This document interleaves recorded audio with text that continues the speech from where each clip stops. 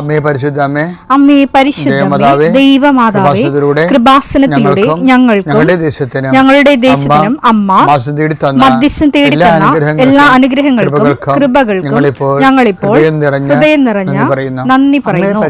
അമ്മേ പരിശുദ്ധമേ, ദൈവമാതാവേ, 2004 ഡിസംബർ 7 ഉച്ചകഴിഞ്ഞ് 2:30 കൃപാസനത്തിൽ സംഭവിച്ച അമ്മയുടെ പ്രത്യക്ഷപ്പെടലിനെ കുറിച്ച് തിരുസഭയ്ക്ക് സമർപ്പിച്ചിരിക്കുന്ന പഠനരേഖകളുടെ സഭാത്മകമായ പഠനം ആരംഭിക്കുവാൻ ഞങ്ങൾ പ്രാർത്ഥിക്കുന്നു. അമ്മേ പരിശുദ്ധമേ, ഭൂസ്വർലോകങ്ങളുടെ രാജ്ഞിയായ അങ്ങേയ്ക്ക് ഭൗമസംരക്ഷണത്തിനായി പ്രപഞ്ചപ്രകൃതിയെ തന്നെ തിരുസഭ പ്രതിഷ്ഠിക്കുവാൻ ഈ പ്രത്യക്ഷീകരണം വഴി ഇടയാക്കണമേ. പരിശുദ്ധമേ, ജപമാല മാതാവേ, സകല കൃപാസനം പ്രാർത്ഥനയോടും ചേർത്ത് ഞങ്ങളിപ്പോൾ പ്രാർത്ഥിക്കുന്ന ഈ കുടുംബത്തിന്റെ പ്രത്യേക നിയോഗം അമ്മയുടെ പ്രത്യക്ഷീകരണത്തിന്റെ ഈ അനുഗ്രഹവേളയിൽ ഞങ്ങൾക്ക് സാധിച്ചു തരുവാൻ കനിയണമേ. ആമേൻ. വിശ്വാസ പ്രമാണം. സർവശക്തനായ പിതാവും ആകാശത്തിന്റെയും ഭൂമിയുടെയും സൃഷ്ടാവുമായ ദൈവത്തിൽ ഞാൻ വിശ്വസിക്കുന്നു. അവിടുത്തെ ഏകപുത്രനും ഞങ്ങളുടെ കർത്താവുമായ ഈശോ മിശിഹായിലും ഞാൻ വിശ്വസിക്കുന്നു. ഈ പുത്രൻ പരിശുദ്ധാത്മാവിനാൽ ഗർഭസ്ഥനായി കന്യകാമറിയത്തിൽ നിന്ന് പിറന്ന് പൊന്തിയോസ് പിലാത്തോസിന്റെ കാലത്ത് പീഡകൾ സഹിച്ച് കുരിശിൽ തറയ്ക്കപ്പെട്ട് മരിച്ച് അടക്കപ്പെട്ട് പാതാളങ്ങളിൽ ഇറങ്ങി മരിച്ചവരുടെ ഇടയിൽ നിന്ന് 3-ാം നാൾ ഉയർത്ത് സ്വർഗത്തിലേക്ക് എഴുന്നള്ളി സർവശക്തിയുള്ള പിതാവായ ദൈവത്തിന്റെ വലതുഭാഗത്തിരിക്കുന്നു. അവിടെ നിന്ന് ജീവിക്കുന്നവരെയും മരിച്ചവരെയും വിധിക്കുവാൻ വരുമെന്നും ഞാൻ വിശ്വസിക്കുന്നു. പരിശുദ്ധാത്മാവിലും ഞാൻ വിശ്വസിക്കുന്നു. വിശുദ്ധ കത്തോലിക്കാ സഭയിലും പുണ്യവാന്മാരുടെ ഐക്യത്തിലും പാപങ്ങളുടെ മോചനത്തിലും ശരീരത്തിന്റെ ഉയർപ്പിലും നിത്യമായ ജീവിതത്തിലും ഞാൻ വിശ്വസിക്കുന്നു. ആമേൻ. സുഖസ്ഥനായ ഞങ്ങളുടെ പിതാവേ, അങ്ങയുടെ നാമം പൂജിതമാകണമേ. അങ്ങയുടെ രാജ്യം വരണമേ. അങ്ങയുടെ തിരുമനസ് സ്വർഗത്തിലെ പോലെ ഭൂമിയിലുമാകണമേ. അന്നു വേണ്ടുന്ന ആഹാരം ഇന്ന് ഞങ്ങൾക്ക് തരണമേ. ഞങ്ങളോട് തെറ്റ് ചെയ്യുന്നവരോട് ഞങ്ങൾ ക്ഷമിക്കുന്നത് പോലെ ഞങ്ങളുടെ തെറ്റുകൾ ഞങ്ങളോടും ക്ഷമിക്കണമേ. ഞങ്ങളെ പ്രലോഭനത്തിൽ ഉൾപ്പെടുത്തരുതേ, തിന്മയിൽ ഞങ്ങൾ രക്ഷിക്കണമേ. ആമേൻ. നന്മ നിറഞ്ഞ മറിയമേ, സ്വസ്തി. കർത്താവ് അങ്ങയുടെ കൂടെ സ്ത്രീകളിൽ അങ്ങ് അനുഗ്രഹിക്കപ്പെട്ടവളാകുന്നു. അങ്ങയുടെ ഉദരത്തിൻ ഫലമായി ഈശോ അനുഗ്രഹിക്കപ്പെട്ടവനാകുന്നു. പരിശുദ്ധ മറിയമേ, തമ്പുരാന്റെ അമ്മേ, പാപികളായ ഞങ്ങൾക്ക് വേണ്ടി ഇപ്പോഴും ഞങ്ങളുടെ മരണസമയത്തും തമ്പുരാനോട് അപേക്ഷിക്കണമേ. ആമേൻ. കർത്താവേ, നിന്റെ ഉന്നതമായ നാമത്തിന് സ്തോത്രം ചെയ്യുന്നു. കർത്താവേ, നിന്റെ വിശുദ്ധ പൗരോഹിത്യത്തെ മഹത്വപ്പെടുത്തണമേ. കർത്താവെ, സഭയിലുള്ള സാന്നിധ്യം പ്രകടമാക്കണം. 40 വർഷം അർപ്പിച്ച കൃപാന്റെ യുഗതിയായി കൃപാസ്ഥാനത്താരെ ജീവനോടെ പ്രത്യക്ഷപ്പെട്ട പരിശുദ്ധ അമ്മയുടെ മാധ്യസ്ഥത്തിലെ ഞാൻ അങ്ങയുടെ മക്കൾക്ക് വേണ്ടി പ്രാർത്ഥിക്കുന്നു. അമ്മേ, ഈ പ്രഭാതത്തിൽ എത്രയോ പേരാണ് അമ്മേ ഈ ഒരു പ്രാർത്ഥനയ്ക്ക് വേണ്ടി കൊതിച്ച് കാത്തിരിക്കണത്. അവർക്ക് എവിടെ എന്തെല്ലാമോ കാര്യങ്ങളുണ്ട്. ഇന്ന് അവരുടെ കഴിവിൽ നിൽക്കാത്ത കാര്യങ്ങളുണ്ട്. കർത്താവേ, അങ്ങയുടെ മക്കളുടെ കഴിവിൽ നിൽക്കാത്ത കാര്യങ്ങൾ, ആ കാര്യങ്ങളെക്കുറിച്ച് ഓർക്കുമ്പോൾ ഭയവും പേടിയും പ്രയാസവും സങ്കടവും നിരാശയും ഒക്കെ തോന്നുന്ന വിഷയങ്ങൾ, വ്യക്തികൾ, അതെല്ലാം യേശുക്രിസ്തു നാമത്തിൽ ഞാൻ ബന്ധിക്കുന്നു. കർത്താവേ, അങ്ങയുടെ മക്കള് ഇനി സമാധാനത്തിൽ വിട്ടേക്കണമെന്ന് പറഞ്ഞില്ലേ യേശു. ഞങ്ങളുടെ ദാസനെ സമാധാനം, എൻ്റെ രക്ഷ ഞാൻ എൻ്റെ കണ്ണുകൊണ്ട് കണ്ടിരിക്കുന്നു. അങ്ങയുടെ ദാസനെ സമാധാനം വിട്ടേക്കാൻ സമയം ദീർഘദർശി പറഞ്ഞതുപോലെ അങ്ങയുടെ മക്കൾ ഈ പ്രാർത്ഥനയ്ക്ക് ശേഷം സമാധാനം കണ്ടെത്താൻ ഇടയാക്കണം പ്രാർത്ഥിക്കുന്നു. നിങ്ങളുടെ ജീവിത ചിന്തകള്, നിങ്ങളിന്ന് പോകാനിരിക്കുന്ന ഇടങ്ങള്, സംസാരിക്കുന്ന വ്യക്തികള്, ഒപ്പിടുന്ന പേപ്പറുകള്, എഴുതുന്ന രേഖകള്, എൻ്റെ മക്കള് ജീവിത ഉപായത്തിന് വേണ്ടിയും മേൽഗതിക്ക് വേണ്ടിയും ജോലിക്ക് വേണ്ടിയും ജോലിയുടെ അനുബന്ധ കാര്യങ്ങൾക്ക് വേണ്ടിയും എവിടെയെല്ലാം യാത്ര ചെയ്യുന്നു, ആരെല്ലാം സംസാരിക്കുന്നു, ഫോൺ ചെയ്തിട്ട് എന്തെങ്കിലും ഡേറ്റോ കാര്യമോ തീരുമാനമോ വാക്കോ പ്രവൃത്തിയോ തീരുമാനമോ കിട്ടാൻ വേണ്ടി കാത്തിരിക്കുന്നു. അതെല്ലാം മക്കൾക്ക് അനുകൂലമാവുകയും അത് ഈശോയുടെ നാമത്തിൽ ഞാൻ നിങ്ങളെ അനുഗ്രഹിക്കുകയും ചെയ്യുന്നു. എൻ്റെ കർത്താവ്, മനുഷ്യൻ്റെ ഭീഷണി കാരണം മനസ്സിന് സമാധാനം നഷ്ടപ്പെട്ടവരെ, അവരെ നീ ഏത് ഭവനത്തിൽ പ്രവേശിച്ചാലും ആ ഭവന സമാധാന ആശംസ അറിയിച്ച കർത്താവേ, നിന്റെ നാമത്തിൽ നെഞ്ചിലും നെറ്റിലും മുദ്രവാങ്ങി നിന്റെ നാമത്തിൽ വിശ്വസിക്കുന്ന ഒരു മനുഷ്യനെയും ആരും ഭിക്ഷപ്പെടുത്താൻ അനുവദിക്കരുത് കർത്താവേ. അവരെല്ലാം ശത്രുക്കളെ കാൺകെ വിരുന്നൊരുക്കുന്ന ദൈവത്തിൻ്റെ ശക്തിവിശേഷം നിനക്കായി വിരുന്നൊരുക്കട്ടെ. എൻ്റെ എല്ലാ ശത്രുക്കളുടെ മുന്നിൽ നിത്യം പിതാവും പുത്രനും പരിശുദ്ധാത്മാവും സർവ്വേശ്വര എന്നേക്കും ആമേൻ. ഞാൻ ഇന്നലെ നിങ്ങളോട് എന്താ പറഞ്ഞത്? ഒരു കുരിശ് കിട്ടുമ്പോൾ അതിൻ്റെ കൂടെ കർത്താവിനെ കിട്ടാൻ പോകുന്നെന്ന് വേണം വിശ്വാസി കരുതാൻ. അല്ലാതെ കർത്താവിനെ കിട്ടുമ്പോൾ കുരിശ് കിട്ടുമെന്ന് പറയരുത്. ചില ആൾക്കാർ പറയത്തില്ലേ, ഞാൻ ദൈവത്തിനോട് അധികം അടുക്കണില്ല, അധികം അടുത്ത അപകടമാണ്, അധികം അടുത്ത സങ്കടമായിരിക്കും. എൻ്റെ മക്കളെ അടുത്താലും അടുത്തില്ലെങ്കിലും ഓരോരുത്തരുടെ ഭാരങ്ങൾ അവനവൻ വഹിച്ചേ പറ്റത്തുള്ളൂ. ഗലാത്യർ 6:5 എന്തെന്നാൽ ഓരോരുത്തരും സ്വന്തം ഭാരം വഹിച്ചേ മതി. സ്വന്തം ഭാരം വഹിച്ചേ മതിയാവും. അപ്പം നിങ്ങൾ പറയും ദൈവത്തോട് ഞാൻ അടുക്കത്തില്ല, ദൈവത്തോട് അടുത്താൽ കുരിശായിരിക്കും. അതുകൊണ്ട് ചില ആൾക്കാർ നിങ്ങൾ ദൈവത്തോട് അടുത്തില്ലെങ്കിലും കുരിശായിരിക്കും. എന്താ കാര്യം? അതായത് എൻ്റെ വിഷയം ഇതിനെ അഭിമുഖീകരിക്കുക എന്നല്ലാതെ പേടിക്കുക എന്നുള്ള ഒരു വിഷയമില്ല. ഈ മിശാചരിത്രം പണ്ട് ജീസസ് എന്നും പറഞ്ഞ് ഒരു സിനിമ കണ്ടിട്ടുണ്ട്. 75 സിനിമയാണ് ജീസസ്, മലയാള സിനിമയാണ്.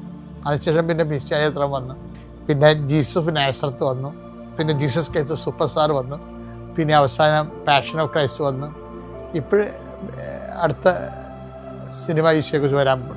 ഇപ്പം ജീസസ് ഞാൻ കാണുന്നത് എനിക്ക് 15 വയസ്സുള്ളപ്പോഴാണ് കാണുന്നത്. അതിൻ്റെ അകത്ത് എന്നെ വല്ലാതെ അങ്ങ് ബാധിച്ചൊരു സംഭവം അറിയാവാ. ഈ കുരിശ് കാണുമ്പോൾ കർത്താവ് ഇങ്ങനെ 2 കൈയോടും കോരിയെടുത്ത് ഇതിനെ ചുംബിക്കുന്നുണ്ട്. അതൊരു ഭയങ്കര കാഴ്ച, എൻ്റെ മനസ്സിന് മറക്കാത്തൊരു കാഴ്ചയാണ്. കുരിശിനോടുള്ള ക്രിസ്തുവിൻ്റെ ഒരു സമീപനമേ ഒരു വല്ലാത്ത സമീപനമാണ്. ഇപ്പം നിങ്ങൾ കുരിശല്ല പ്രശ്നം. ഞാൻ ഇന്നലെ നിങ്ങൾ പറഞ്ഞില്ല എന്താണ്, ഒരു കുരിശ് കിട്ടുമ്പോൾ അതിൻ്റെ കൂടെ കർത്താവിനെ കിട്ടുമെന്ന് ഓർക്കണം. അല്ലാതെ കർത്താവിനെ കിട്ടുമ്പോൾ കുരിശ് കിട്ടുമെന്നല്ല ഓർക്കേണ്ടത്, അത് പിശാചൻ അങ്ങനെ ഓർക്കണത്. അപ്പം അതുകൊണ്ട് ഞാനിപ്പോൾ നമ്മൾ പറയാൻ പോകുന്ന വിഷയം എന്ന് പറയുന്നത്, കർത്താവ് പറഞ്ഞൊരു വാക്കുണ്ട്, ചിലത് ജീവിതത്തിൽ കുരിശായിരിക്കും. നമ്മൾക്ക് അത് ഒന്നും ചെയ്യാനില്ല, ജസ്റ്റ് അക്സെപ്റ്റ് ചെയ്യാനേ ഉള്ളൂ. പിന്നെ എന്താണ്, കനത്ത തോളുണ്ടാക്കിയെടുക്കാനേ പറ്റത്തുള്ളൂ. അതാണ് സംഭവം. അതാണ് ഈശോ പറയണത്, ഞാൻ കുടിക്കാതെ ഇത് കടന്നു പോകത്തില്ലെങ്കിൽ. രണ്ടാമത്തെ ഈശോ ഗെത്സെമനിൽ പോയി പറഞ്ഞത് എന്താ? രണ്ടാമത് ഈശോ ഗെത്സെമനിൽ പോയി പ്രാർത്ഥിക്കണത് എന്താ? രണ്ടാമതും മൂന്നാമതും അത് തന്നെ പറയണത്, വാക്കിലൊന്നും മാറ്റമൊന്നും ഇല്ല. മത്തായി 26:42 രണ്ടാം പ്രാവശ്യവും അവൻ പോയി പ്രാർത്ഥിച്ചു, എന്റെ പിതാവേ ഞാൻ കുടിക്കാതെ ഇത് കടന്നു പോകയില്ലെങ്കിൽ അങ്ങയുടെ ഹിതം നിറവേറട്ടെ. അതാണ് സാധനം. അപ്പൊ ആദ്യത്തെ പ്രാർത്ഥന വിട്ടപ്പോൾ തന്നെ അതിന്റെ റിസൾട്ട് ഏറെക്കുറെ ഈശോ കിട്ടിയിട്ടുണ്ട്. ജീസസ് നോ ഓപ്ഷൻ, ഇതിനൊരു സെക്കൻഡ് ഓപ്ഷൻ ഇല്ല എന്ന് പറഞ്ഞു. അവിടെ പ്രാർത്ഥന ഈശോ ചേഞ്ച് ചെയ്യാൻ കണ്ടില്ലേ? എന്താ, ഞാൻ കുടിക്കാതെ ഇത് കടന്നു പോകത്തില്ലെങ്കിൽ അങ്ങയുടെ ഇഷ്ടം നിറവേറട്ടെ. അപ്പം ഇഷ്ടം നിറവേറുക എന്നുള്ളതാണ്. കുരിശ് മാറ്റുക എന്നതിനേക്കാളുപരി ഞാൻ നേരത്തെ പറഞ്ഞില്ലേ, കനത്ത തോളുണ്ടാക്കണതാണ് പ്രശ്നമെന്ന്. എന്ന് വെച്ച് കഴിഞ്ഞാൽ എന്താണ്, അതാണ് ഈശോ ഉണ്ടാക്കിയത്. അങ്ങയുടെ ഇഷ്ടം നിറവേറട്ടെ എന്ന് പറഞ്ഞില്ലേ, അതാണ് കനത്ത തോള്. അവിടെ വെച്ചാണ് ഈശോ കുരിശ് ചുംബിക്കണം എന്ന് ഞാൻ പറഞ്ഞില്ലേ. അതായത് ഇപ്പം നിങ്ങൾക്ക് ഒരു ഓട്ടിസമുള്ള കുഞ്ഞുണ്ടെങ്കിൽ രാവിലെ എഴുന്നേറ്റ് നിങ്ങൾ അതിനെ ചുംബിക്കണം. എന്താ കാര്യം? കർത്താവ് അറിഞ്ഞ് നിനക്ക് തന്ന കുരിശ്, അത് ഉള്ളിടത്തോളം കാലം അതിനെ സൂക്ഷിക്കണം. ഞാൻ ഇന്നുവരെ മനസ്സിലാക്കിയിരിക്കുന്നതിൽ വെച്ച് ഏറ്റവും വലിയ ഭാരപ്പെട്ട ജോലി ഒരു ഓട്ടിസം കുഞ്ഞിനെ സൂക്ഷിക്കുന്നതാണ്. അത് നമുക്ക് പറഞ്ഞാൽ മനസ്സിലാകത്തില്ല. കാര്യം ഞാനൊരു ദിവസം 5, 2, 3 ആൾക്കാരെ കാണത്തില്ലേ, എല്ലാം ചെറുപ്പകാരികളല്ലേ. അപ്പോൾ നമ്മുടെ കണ്ണ് നിറഞ്ഞു പോയി മനസ്സ്. ഞാൻ പുറത്ത് കാണിക്കത്തില്ല, അതുങ്ങൾ ആ ജീവിതകാലം മുഴുവൻ ഈ കുഞ്ഞിനെ കൊണ്ടുപോകും. അപ്പം ഞാൻ ഓർക്കും, നമ്മളൊരു മഠത്തിൽ ചേർന്ന് ഒരു സിസ്റ്ററായിട്ട് ജീവിക്കണം വിചാരിച്ചു. ആ അനുസരണ, പിന്നെ അതുതന്നെ വ്രതവാഗ്ദാനത്തിലൂടെ, അതുപോലെ തന്നെ നമ്മളുടെ ചാസ്റ്റിറ്റി, ശുദ്ധത, പിന്നെ ദാരിദ്ര്യം ഒക്കെ കീപ്പ് ചെയ്ത് ഒരു സിസ്റ്റർ ജീവിക്കണില്ലേ. അവരുടെ വ്രതത്തിലൂടെയാണ് വിശുദ്ധകളായി മാറുന്നത്. അതുപോലെ തന്നെയാണ് ഇത്.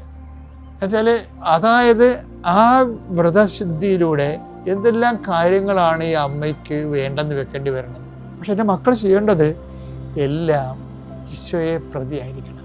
ഒരു കുരിശ് നമ്മൾ പറയണത് കുരിശിൻ്റെ അടയാളത്താൽ ഞങ്ങളുടെ ശത്രുക്കൾ എന്നല്ല പറയണത്, വിശുദ്ധ കുരിശിൻ്റെ അടയാളത്താൽ എന്നാണ് പറയണത്.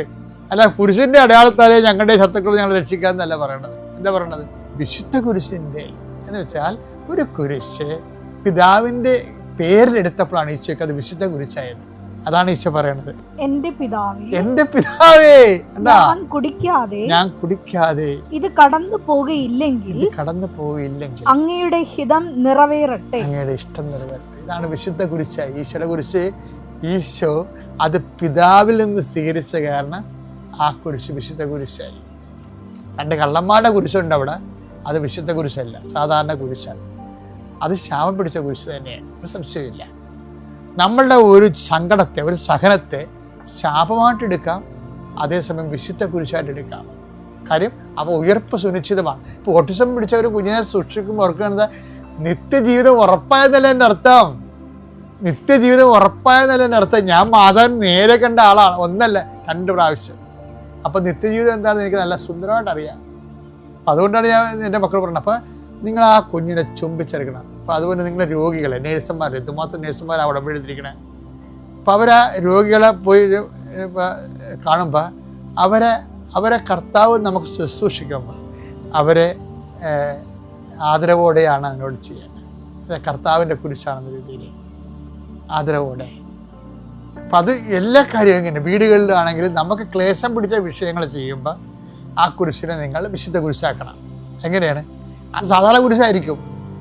രോഗിയായ അമ്മുമ്മ വീട്ടിൽ കിടക്കുകയല്ലേ, സാധാരണ കുരിശാണത്. പുറം മുള്ളും എല്ലാം കട്ടലയിലാണ്, കുരിശാണ്. ചില സമയത്ത് നമ്മുടെ മനസ്സ് പറയും മലപാടി ചത്താൽ മതിയായിരുന്നെന്ന് പറയും ഇവർ. ആര്? നമ്മളെല്ലാവരും എന്ന് പറഞ്ഞു പോകും മനുഷ്യൻ. പക്ഷേ എന്നിട്ട് അങ്ങനെ ഒരു സിറ്റുവേഷനിലും കർത്താവേ ഞാൻ കുടിക്കാതെ ഈ പാനപാത്രം കടന്നു പോകത്തില്ലെങ്കിൽ അങ്ങയുടെ ഇഷ്ടം നിറവേറട്ടെ എന്ന് പറഞ്ഞത് വിശുദ്ധ കുരിശാക്കി മാറ്റണം. ജീവിച്ചിരിക്കുമ്പോൾ തന്നെ എന്തുമാത്രം നിത്യത നമുക്ക് ഉറപ്പായി മുന്നോട്ട് പോകാൻ എന്തുമാത്രം അവസരങ്ങളുണ്ട്. എല്ലാം വിശുദ്ധമാക്കി മാറ്റാൻ ദൈവം നിങ്ങളെ അനുഗ്രഹിക്കട്ടെ. ഞാൻ വിനീത, മലപ്പുറം ജില്ലയിലെ തിരൂരിൽ നിന്ന് വരുന്നു. ഞാൻ കൃപാസനത്തിൽ ഇവിടെ തീർത്ഥാടന ഉടമ്പടി എടുത്തത് 2024 ആഗസ്റ്റ് 16-നാണ്. ഞാൻ തീർത്ഥാടന ഉടമ്പടി എടുക്കുന്നതിന് കാരണമായത് എനിക്ക് ഞാനൊരു ആദ്യം ഈ അൾത്താരയിൽ എന്നെ പ്രത്യക്ഷീകരണ സാക്ഷിയാക്കിയ മാതാവിന് ഈശോയ്ക്ക് ഞാൻ ആദ്യമേ നന്ദി പറയുന്നു. ഈ സാക്ഷ്യം പറയാൻ എന്നെ അനുവദിച്ച ഈ കൃപാസനം പ്രവർത്തകർക്കും ഞാൻ ആദ്യം നന്ദി പറയുന്നു. ഞാനൊരു ഹിന്ദു നായർ സമുദായത്തിൽപ്പെട്ട ആളാണ്. അപ്പോൾ എനിക്ക് ഈശോയെ 5ാം ക്ലാസ് മുതൽ അറിയാം. കാരണം എൻ്റെ ഫ്രണ്ട്സൊക്കെ ക്രിസ്ത്യൻ ആയതുകൊണ്ട് അവരിങ്ങനെ പറഞ്ഞറിയാം. അപ്പം തന്നെ പരീക്ഷകൾക്കൊക്കെ പോകുമ്പോൾ യേശുവേ സ്തോത്രം, യേശുവേ നന്ദി അങ്ങനെ പറയാറുണ്ടായിരുന്നു. പിന്നെ 10ാം ക്ലാസ്സിൽ ഒരു ഫ്രണ്ട് ഒരു പ്രാർത്ഥന നൽകിയത് ഞാൻ 10ാം ക്ലാസ്സിൽ ഓരോ മണിക്കൂർ ഇടവിട്ട് ചൊല്ലാറുണ്ടായിരുന്നു. അങ്ങനെ എനിക്ക് SLCക്ക് നമ്മൾ പ്രതീക്ഷിച്ചതിനേക്കാൾ വളരെ വളരെ അധികം വലിയൊരു മാർക്ക് കിട്ടുകയുണ്ടായി. ഇതൊക്കെ എൻ്റെ ആദ്യത്തെ ഈശോയുടെ അനുഭവമാണ്. പിന്നീട് കോളേജിൽ പഠിക്കുമ്പോഴും ഞാൻ കുർബാന കാണാനൊക്കെ പോകുമായിരുന്നു. എല്ലാ ഞായറാഴ്ചയും കുർബാന കാണാൻ പോകുമായിരുന്നു. അത് കഴിഞ്ഞതിന് ശേഷം, കല്യാണം കഴിഞ്ഞതിന് ശേഷം പിന്നെ ഈശോയിലേക്ക് അങ്ങനെ പ്രാർത്ഥിക്കാനുള്ള സാഹചര്യം ഒന്നും ഉണ്ടായിരുന്നില്ല. പിന്നീട് ഇപ്പം ഞാൻ ഒരു അസിസ്റ്റൻറ്റ് എഞ്ചിനീയറായി ഗവൺമെൻറ് ഡിപ്പാർട്ട്മെൻറ്റിൽ വർക്ക് ചെയ്യുകയാണ്. അപ്പോൾ എനിക്ക് പ്രൊമോഷൻ ലഭിച്ചു അസിസ്റ്റൻറ്റ് എഞ്ചിനീയറായിട്ട്. ആ സമയത്ത് എൻ്റെ അച്ഛന് കാലിൽ വലിയൊരു മുറിവ്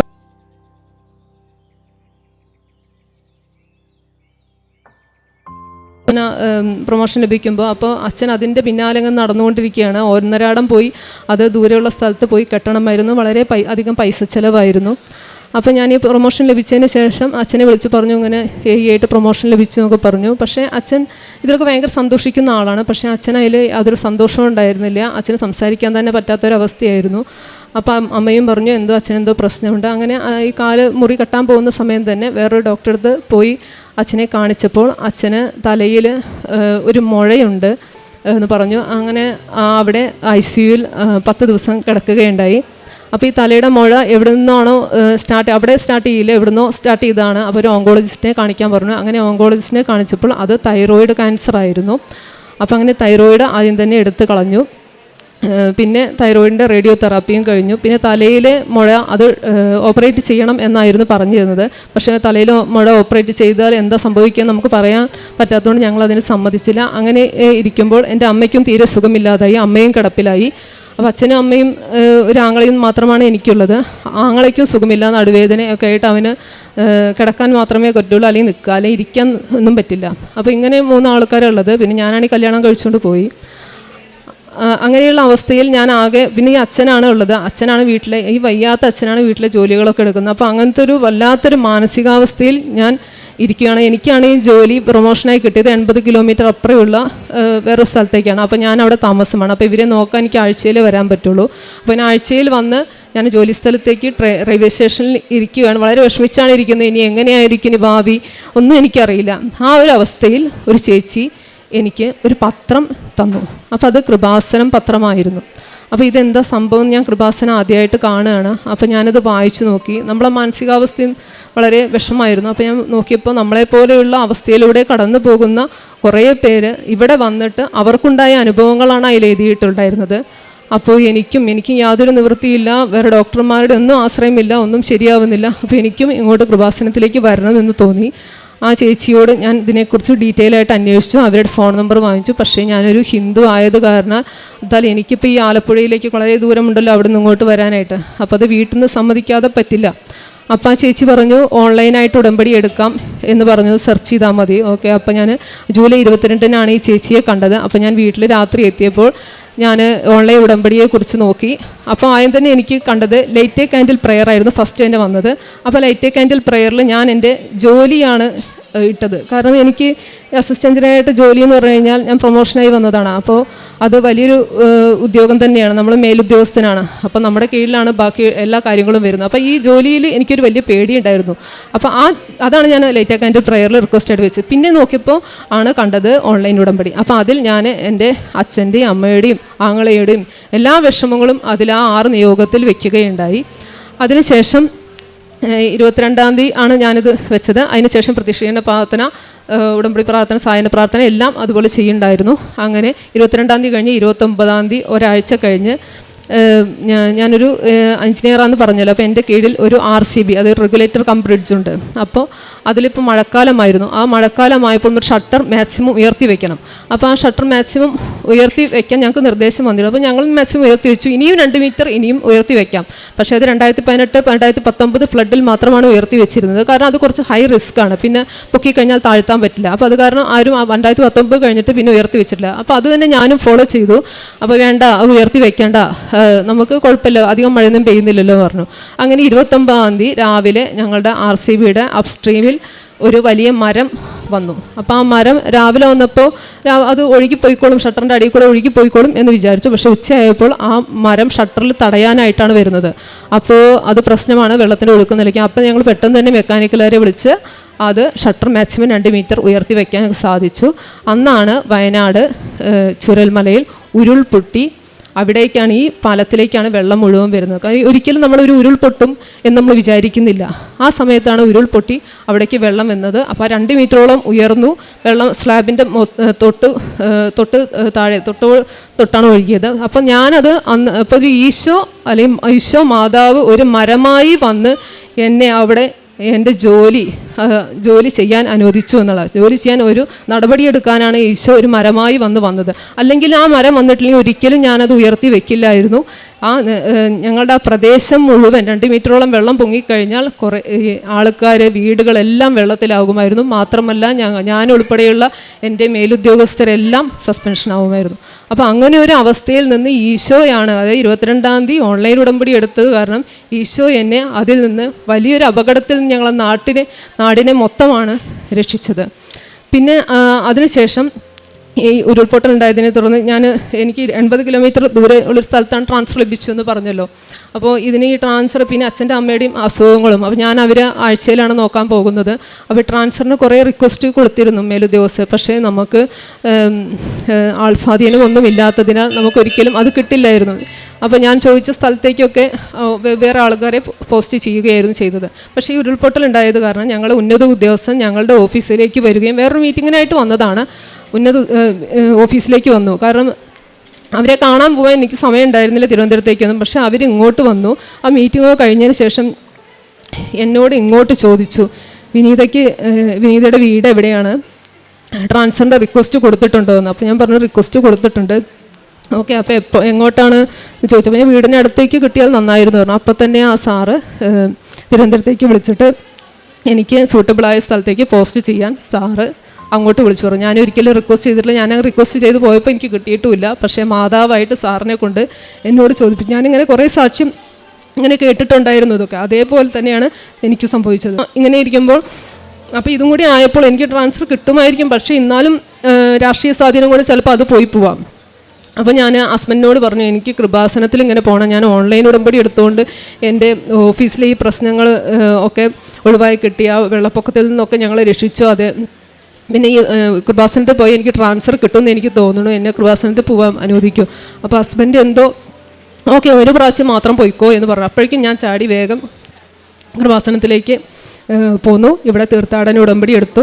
ഈ തീർത്ഥാടന ഉടമ്പടി എടുത്തതിൻ്റെ 10ാം ദിവസം എനിക്ക് എൻ്റെ വീടിൻ്റെ അടുത്തേക്ക് തന്നെ ട്രാൻസ്ഫർ ലഭിക്കുകയുണ്ടായി. അതിന് ഈശോയോടും മാതാവിനോടും ഞാൻ വളരെയധികം നന്ദി പറയുന്നു. പിന്നെയുള്ളത് എൻ്റെ അച്ഛൻ്റെ അസുഖം. അച്ഛൻ്റെ തലയിൽ മുഴയ്ക്കൊന്നും ചെയ്തിരുന്നില്ല. അത് മുഴ ഓപ്പറേറ്റ് ചെയ്യാനായിരുന്നു പറഞ്ഞിരുന്നത്. അപ്പം മുഴ ഓപ്പറേറ്റ് ചെയ്തിരുന്നവരുടെയൊക്കെ അവസ്ഥ നമുക്കറിയാം, ഒന്നില്ലെങ്കിൽ കോമാ സ്റ്റേജിലായി പോകും. അപ്പോൾ അത് കാരണം തന്നെ ഞങ്ങളതിന് സമ്മതിച്ചിരുന്നില്ല. ഉടമ്പടി എടുത്തതിന് ശേഷം അച്ഛന് ഉടമ്പടി തൈലം നെറ്റിയിലും തലയിലും പിന്നെ തൈറോയിഡിൻ്റെ അവിടെയൊക്കെ പുരട്ടി കൊടുക്കുമായിരുന്നു. പിന്നെ ഉടമ്പടി ഉപ്പ് കഞ്ഞിയിലിട്ട് കൊടുക്കുമായിരുന്നു. എന്നിട്ട് ഉടമ്പടി എടുത്ത് 1 മാസത്തിന് ശേഷം സ്കാൻ ചെയ്തപ്പോൾ അച്ഛൻ്റെ തലയിൽ ആ മുഴ കാണുന്നില്ല. അപ്പോൾ അത് കാരണം അച്ഛന് ഈ മുഴയുള്ള കാരണം അപസ്മാരത്തിൻ്റെ ഗുളിക കൊടുക്കുമായിരുന്നു. അപ്പം അതിന് ഭയങ്കര ക്ഷീണമായിരുന്നു. അപ്പോൾ ഈ മുഴ ഇല്ലയെന്ന് അറിഞ്ഞപ്പോൾ അപസ്മാരത്തിൻ്റെ ഗുളിക നിർത്താനും പറഞ്ഞു. അച്ഛന് റേഡിയോ അയോഡിൻ തെറാപ്പിയായിരുന്നു തൈറോയിഡിൽ ചെയ്തിരുന്നത്. അത് 6 മാസം കഴിഞ്ഞാൽ പിന്നീടും ചെയ്യണമായിരുന്നു. അപ്പോൾ 6 മാസം കഴിഞ്ഞ് അതിന് പോയി നോക്കിയപ്പോൾ സ്കാൻ ചെയ്തപ്പോൾ തൈറോയിഡിൻ്റെ ആ പ്രശ്നവും പോയി. ഇനി അങ്ങനെ റേഡിയോ അയോഡിൻ തെറാപ്പി ചെയ്യേണ്ടതെന്ന് ഡോക്ടർ പറഞ്ഞു. അപ്പോൾ ഇത്രയും അനുഭവങ്ങളൊക്കെയാണ് എനിക്കുണ്ടായത്. പിന്നെയുള്ളത് എൻ്റെ 17 വർഷമായി ഞാൻ കല്യാണം കഴിഞ്ഞിട്ട് എൻ്റെ ഹസ്ബൻഡിൻ്റെ വീട്ടുകാരുമായിട്ട് എപ്പോഴും ഒരു എന്താ പറയുക, അവർ ചെയ്യുന്നത് എനിക്ക് പറ്റില്ല, ഞാൻ ചെയ്യുന്നത് അവർക്ക് പറ്റുന്നില്ല. എപ്പോഴും വീട്ടിൽ പ്രശ്നം, ഹസ്ബൻഡിന് സമാധാനമില്ലായ്മ ഇങ്ങനെയായിരുന്നു. പക്ഷേ ഉടമ്പടി എടുത്തതിന് ശേഷം എല്ലാവർക്കും അങ്ങോട്ടും ഇങ്ങോട്ടും സ്നേഹത്തോടെ വർത്തിക്കാനും ഇപ്പോൾ യാതൊരു പ്രശ്നവും വീട്ടിൽ ഇല്ല. ഹസ്ബൻഡിനും സമാധാനമായി. അതുപോലെ തന്നെ കുട്ടികൾ നന്നായി പഠിക്കുകയൊക്കെ ചെയ്യും. പക്ഷേ ഫസ്റ്റ് റാങ്ക് കിട്ടാൻ കുറച്ച് പണിയാണ്. കാരണം എല്ലാവരും ഒരുപോലെ പഠിക്കുന്നതല്ലേ. അപ്പോൾ ഞാൻ ഈ തീർത്ഥാടന ഉടമ്പടി ഇവിടെ എടുത്തതിന് ശേഷം അടുത്ത പരീക്ഷയ്ക്ക് എൻ്റെ 2 മക്കൾക്കും ഫസ്റ്റ് റാങ്ക് ലഭിക്കുകയുണ്ടായി. പിന്നെ കാരുണ്യ പ്രവർത്തനങ്ങൾ ഞാൻ ചെയ്തിട്ടുള്ളത്, എൻ്റെ ഒരു ഫ്രണ്ടിന് ക്യാൻസറാണ്. അപ്പോൾ ആ ക്യാൻസറിൻ്റെ ട്രീറ്റ്മെൻറ്റിനൊക്കെ ഞങ്ങൾ കുറേ സഹായിച്ചിട്ടുണ്ട്. പിന്നെ അവൾക്ക് ഈ ട്രീറ്റ്മെൻറ്റ് പ്രകാരം കുറേ കടങ്ങളുണ്ടായിട്ടുണ്ട്. അപ്പോൾ കടങ്ങൾ വീട്ടാനായിട്ടൊരു കട തുടങ്ങണം എന്ന് അവൾ ആഗ്രഹിച്ചിരുന്നു. അപ്പോൾ ആ കടയ്ക്ക് വേണ്ടിയിട്ടുള്ള സഹായങ്ങളൊക്കെ ഞങ്ങൾ ചെയ്തു കൊടുത്തു.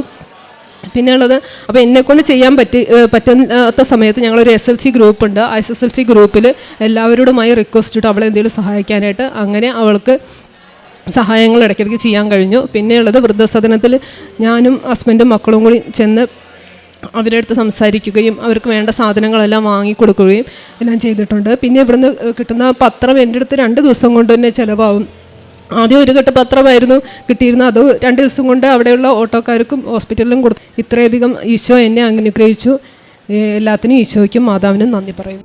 ജ്ഞാനത്തിൻ്റെ പുസ്തകം 9-ാം അധ്യായത്തിൽ 10-ാം തിരുവചനം അരുളി ചെയ്യുന്നു: വിശുദ്ധ സ്വർഗത്തിൽ നിന്ന് അങ്ങയുടെ മഹത്വത്തിൻ്റെ സിംഹാസനത്തിൽ നിന്ന് ജ്ഞാനത്തെ അയച്ചു തരണമേ. അവൾ എന്നോടൊത്ത് വസിക്കുകയും അധ്വാനിക്കുകയും ചെയ്യട്ടെ. അങ്ങനെ അങ്ങയുടെ ഹിതം ഞാൻ മനസ്സിലാക്കട്ടെ. അസിസ്റ്റൻ്റ് എഞ്ചിനീയറാണ്. തൻ്റെ കീഴിൽ അനേകം പേര് വർക്ക് ചെയ്യുന്നു, മേലുദ്യോഗസ്ഥരുമുണ്ട്. താൻ എടുക്കേണ്ട പല തീരുമാനങ്ങളുമുണ്ട് തൻ്റെ പ്രൊഫഷണൽ ലൈഫിൽ. അതുകൊണ്ട് തന്നെയാണ് ജ്ഞാനത്തിൻ്റെ പുസ്തകത്തിൽ തിരുവചനങ്ങൾ വിശുദ്ധ സ്വർഗത്തിൽ നിന്ന് മഹത്വത്തിൻ്റെ സിംഹാസനത്തിൽ നിന്ന് ജ്ഞാനത്തെ അയച്ചു തരണമേ. ജ്ഞാനം കൂടെയുണ്ടെങ്കിൽ സകലതും അറിയുന്ന അവൾ എൻ്റെ പ്രവൃത്തികളിൽ എന്നെ ബുദ്ധിപൂർവ്വം നയിക്കും. തൻ്റെ പ്രൊഫഷനുമായിട്ട് ബന്ധപ്പെട്ട ഒരു വലിയ വിപത്തിൽ നിന്ന് താനും തൻ്റെ മേലുദ്യോഗസ്ഥരും ഒക്കെ സസ്പെൻഷനിലാകാമായിരുന്നു. ചൂരൽമലയിലെ ഉരുൾപൊട്ടൽ, അത് തങ്ങളുടെ നാടിനെ, നിലമ്പൂരാണോ തിരൂര്, നിലമ്പൂര് ആ പ്രദേശം, അതും ഇവരുടെ ആ പ്രദേശവും നശിച്ചു പോകാൻ ഇതൊരു കാരണമായേനെ എന്നാണ് വിനീത ഇവിടെ പങ്കുവെച്ചത്. ആ ഒരു അവസ്ഥയിൽ തനിക്ക് ഉചിതമായ ഒരു തീരുമാനമെടുക്കുവാൻ അവിടെ ഒരു തടസ്സമാണ് വന്നത്. ആ തടസ്സം ഒരു മരമായിരുന്നുവെങ്കിൽ ഈ മകൾ പറയുന്നു, അത് അമ്മയാണ്, ഈശോയാണ് അങ്ങനെ ആ തടസ്സം കൊണ്ടുവന്ന് എനിക്ക് ആ സമയത്ത് കാര്യങ്ങൾ ചെയ്യുവാൻ വേണ്ട കൃപ നൽകി ഓൺലൈൻ ഉടമ്പടി എടുത്ത് ഏതാനും ദിവസങ്ങൾക്കുള്ളിലായിരുന്നു തനിക്കിത് ചെയ്യാൻ സാധിച്ചതെന്ന് ഈ മകൾ വ്യക്തമാക്കുന്നുണ്ട്. പിന്നീട് തനിക്ക് പ്രൊമോഷൻ ലഭിക്കുന്നതും അതിനും ഈ ഒരു അനുഭവത്തിലൂടെ തൻ്റെ പ്രൊഫഷണൽ ലൈഫിൽ താൻ ചെയ്ത ആ ഒരു കാര്യത്തിലൂടെ തൻ്റെ മേലുദ്യോഗസ്ഥൻ അവിടെ വരുന്നു, വിനീതയ്ക്ക് പ്രൊമോഷൻ എങ്ങോട്ടാണ് എന്ന് ചോദിക്കുന്നു. ഇതൊന്നും ഈ മകള്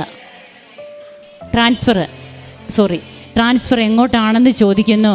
അങ്ങനെ താൻ ഒരിക്കലും ഇതൊന്നും പറഞ്ഞിട്ടില്ല മേലുദ്യോഗസ്ഥനോട്. എന്നാൽ അമ്മ ഇതൊക്കെ പറയുന്നുണ്ട് മേലുദ്യോഗസ്ഥനോട്. അതുകൊണ്ടാണ് നാം ഓരോ കാര്യങ്ങൾ പറയുമ്പോൾ നമ്മുടെ ചെവിയോട് ചെവി ചേർത്ത് അമ്മ ഇങ്ങനെ കേട്ടുകൊണ്ട് നിൽക്കുകയാണ്. ഈ അമ്മ വേണ്ടതുപോലെ കാര്യങ്ങൾ വ്യക്തമാക്കും. അമ്മ വാഗ്ദാന പേടകമാണ്, സതുപദേശത്തിൻ്റെ മാതാവാണ്. ഈ സതുപദേശത്തിൻ്റെ മാതാവായ അമ്മ ഇവിടെ ഇടപെടുന്നു ആ ഉദ്യോഗസ്ഥനിലൂടെ. അങ്ങനെയാണ് തനിക്ക് ആൾ സ്വാധീനമുണ്ടെങ്കിലും രാഷ്ട്രീയ സ്വാധീനമുണ്ടെങ്കിലും ഒന്നും താൻ ഇതിനു മുമ്പൊക്കെ ശ്രമിച്ചിട്ടുമുണ്ട്. എന്നാൽ അപ്പോഴൊന്നും തനിക്ക് ലഭിച്ചിട്ടില്ല. തനിക്ക് അത് ലഭിക്കുകയുമില്ല ഒരു ട്രാൻസ്ഫർ തൻ്റെ വീടിനടുത്തേക്ക്. അതിൻ്റെ കാരണങ്ങളൊക്കെ ഈ മകൾ പറഞ്ഞു. തൻ്റെ മാതാപിതാക്കളുടെ അവസ്ഥ, താൻ ഒരാൾ മാത്രമാണ് ആ കുടുംബത്തിലുള്ളത്, അവരെ ഒന്ന് സഹായിക്കാൻ. ഈ അവസ്ഥയിൽ അവിടെ അമ്മ ഇടപെടുന്നു. അങ്ങനെ തനിക്ക് ഏറ്റവും അടുത്ത സ്ഥലത്തേക്ക് തനിക്ക് പ്രൊമോഷനോടുകൂടി ട്രാൻസ്ഫർ തനിക്ക് ലഭിച്ചു. തൻ്റെ മക്കൾക്ക് വിദ്യാഭ്യാസ മേഖലയിൽ അവർക്ക് വിദ്യാഭ്യാസത്തിൽ വന്ന ഉയർച്ച, അതുപോലെ താൻ ചെയ്യുന്ന ഈശോയോടും അമ്മയോടും ഇന്ന് എത്രമാത്രം സ്നേഹമാണ് തനിക്കുള്ളത്. 5ാം ക്ലാസ്സിൽ പഠിക്കുമ്പോൾ തുടങ്ങിയ സ്നേഹം ഇന്നിപ്പോഴൊരു ആത്മബന്ധമായിട്ട് വളർന്ന് ഇന്ന് ഉടമ്പടിയിലൂടെ അത് പൂത്ത് ഫലമണിഞ്ഞ് ഇവിടെ അമ്മ പ്രത്യക്ഷപ്പെട്ട ആൾത്താരയിൽ വന്നു നിന്ന് സാക്ഷ്യം പറയുകയാണ്. നമുക്ക് കാണുവാൻ കഴിയുക, it is not by merit but by grace. നമ്മുടെ യോഗ്യതയല്ല അത് ഈ മകൾ പറയുന്നുണ്ട്. ഞാൻ സ്വാധീനം ഉപയോഗിച്ചൊക്കെ നോക്കിയിട്ടും എനിക്ക് കിട്ടാതിരുന്ന പലതും, എൻ്റെ പ്രൊമോഷൻ എനിക്കത് അമ്മ എനിക്ക് നേടിത്തന്നു. നമുക്ക് കരങ്ങളടിച്ച് ഈശോയ്ക്കും അമ്മയ്ക്കും നന്ദി പറയാം.